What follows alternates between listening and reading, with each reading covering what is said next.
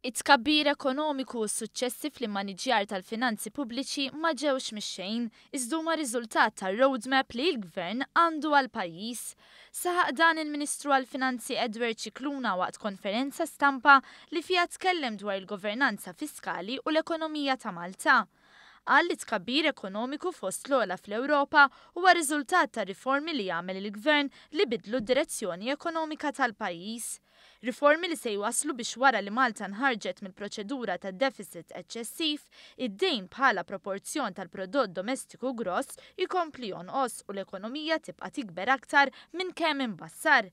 Il-Professur Scicluna fisser kif is-sena li għaddiet l-investiment żdied b'19% filwaqt li Malta reġistrat żidiet qawwija fl-impjiegi. Hawn il-Ministru fakkar kif il-Gvern dejjem ra li jinċentiva lin-nies biex ikunu beżlin u jirrealizzaw li jaqblilhom jaħdmu.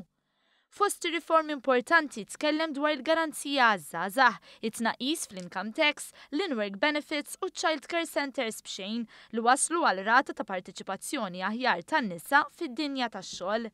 Iżda bħalma żdiedet il-partiċipazzjoni tan-nisa, żdiedet ukoll dik tal-irġiel u anke taż-żgħażagħ u dan primarjament mas-settur privat. L-istatistika turi li fl-2013 il-persentaġġ ta' ħaddiema li kienu jaħdmu mas-settur pubbliku kienu jammontaw għal 26.4% u l-sena li għaddiet din niżlet għal 25.8%. Scicluna żied jitkellem dwar il-governanza ekonomika u ħabbar li l-Gvern qed jaħdem biex jitwaqqaf arbitru dwar is-servizzi finanzjarji, arbitru li se jespeċjalizza dwar kwistjonijiet legali li jitqajmu minn individwi minn kumpaniji żgħar li jħadmu anqas minn 9 persuni.